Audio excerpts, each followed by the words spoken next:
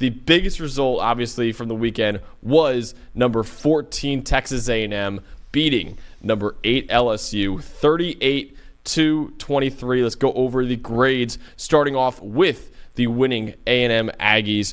Their highest grade player, Dalton, we'll get into him in a little bit. Actually, it was Marcel Reed, 91.5. We will get into him as well. But Torian York, man, this guy is a stud at linebacker. Sophomore linebacker, 90 grade. Brian Mays, my guy, at an 88.4. He actually just texted me this morning, Dalton, saying, hey, can we get a post up on PFF College about how well I played last night? I was like, you know what, dude? You played really well last night, so we will get a post up about you. So shout out Brian at 88.4.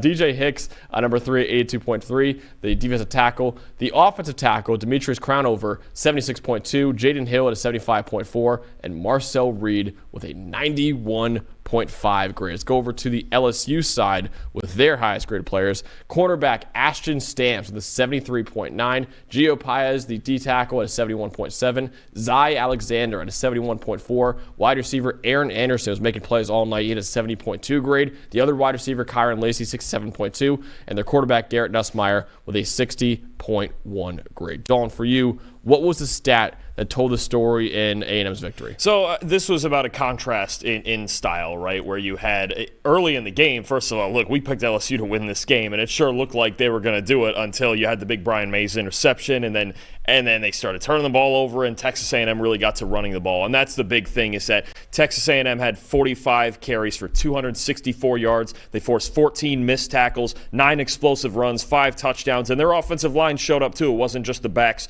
70.2 run blocking grade. Compare that to LSU, who's a team that we've seen too many times this year, goes through stretches of games or even whole games where they don't have a whole lot of balance. They didn't in this game. 21 carries for just 50 yards, 12 of them on a Garrett Nussmeier scramble. And probably the most surprising part when we think about LSU's offensive line, and that was the matchup, and they really needed to win the matchup. They were pretty good in pass protection, but just a 44.1 run blocking grade. A&M had an answer when their passing game was struggling.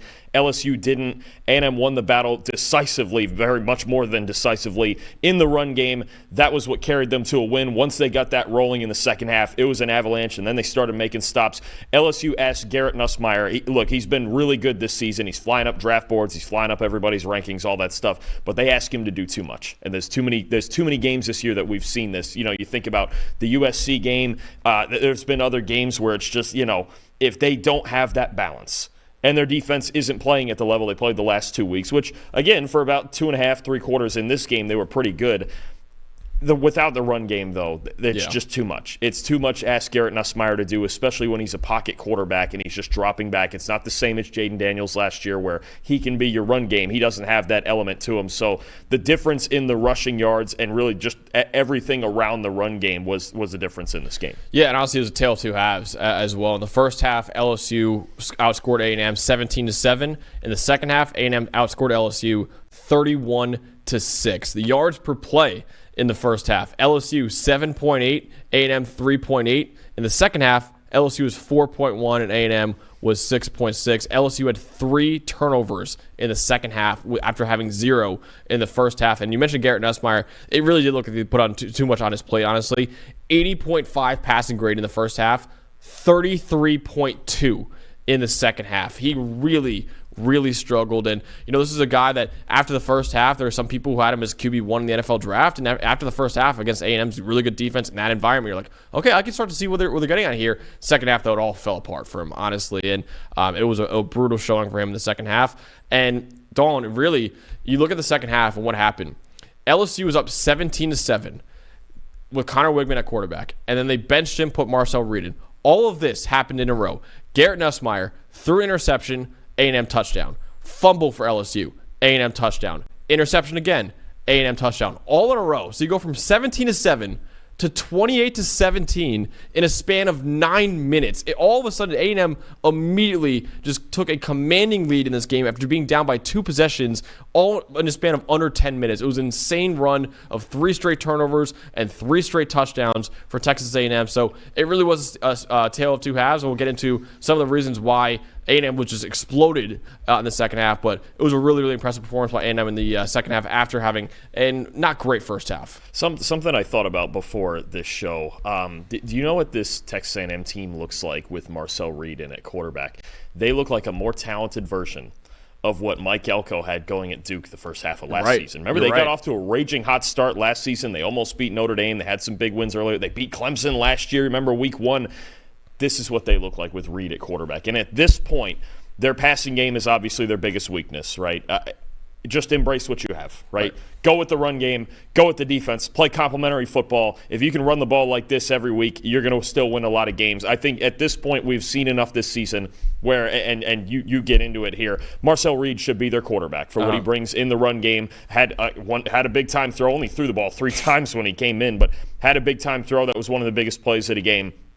They need to embrace what they are. And what they are is a team with a good defense, a mobile quarterback with Marcel Reed, Le'Veon Moss, Amari Daniels, and a potentially elite run game. And just win games like that and ride that as far as you can go. And if the passing game comes for 15, 20 times a game with Reed, so be it. But we have seen, to me, this offense all year has looked its best when Marcel Reed's at quarterback and they're just rolling this run game over teams. Absolutely. Like I said, it was 17-7 when Connor Wigman was in the game. Texas A&M was down and it ended up being 38-23. Texas A&M won the game. And really, Marcel Reed was the biggest part of it. In the third quarter, Mike Elko was asked after the game, why did you go to Marcel Reed? He's like, listen, we needed a spark. We needed a guy who can add a rushing element, like you just said, and Marcel Reed provided exactly that. The redshirt freshman with a career-high 91.5 grade, 2 for 2 for 73 yards. One of them was a big-time throw. He also had 12 carries for 59 yards and 3 touchdowns. They scored on all 5 of his drives, except for the one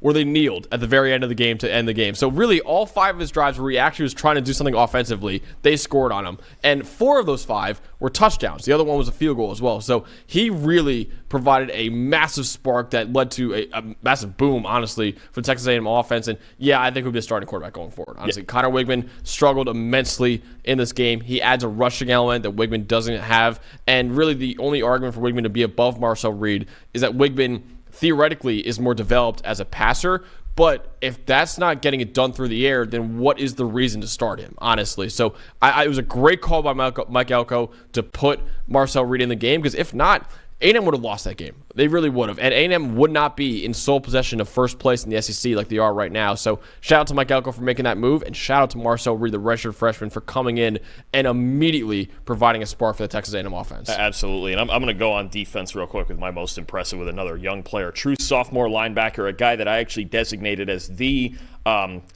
player at linebacker to watch who's not eligible for this coming draft. He's got to be in the 2026 draft. Torian York at linebacker. Stud. You mentioned him at the top, their highest graded player other than Marcel Reed in this game. 7 tackles, 2 stops. The interception as he was spying Nussmeier, just kind of checking to make sure he wouldn't take off or break the pocket.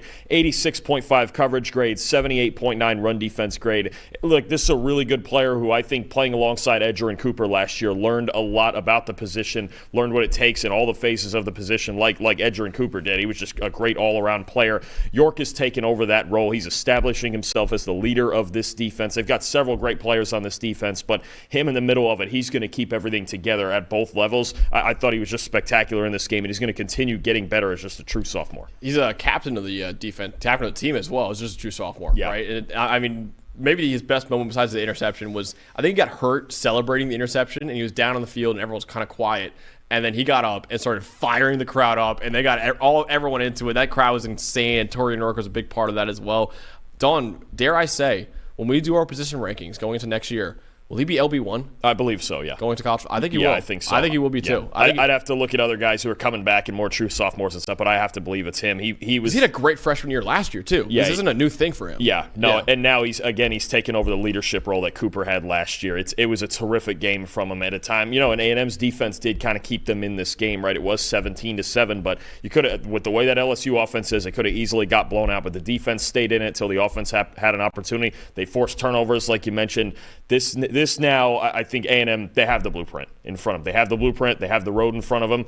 I think more and more each week, that last game against Texas gets a little tighter and tighter each week that we watch these two teams. A&M's going to be a lot of fun to watch down the stretch. So before we move on to the next game, I just want to ask you, now that A&M is in sole possession of first place in the SEC, how legitimate of a contender to win the conference are they right now? Very. Yeah. The way they played last night, the second half, and the way they've looked for the most part with Reed at quarterback, that's legitimate. And they have breathing room. Even if they lose that Texas game, they may still make the conference title game. Might even be a rematch. I mean, with the way things are, could be them, could be Georgia. But the way they run the ball, the way they play defense, and the way Mike Elko coaches his team, they could beat anybody.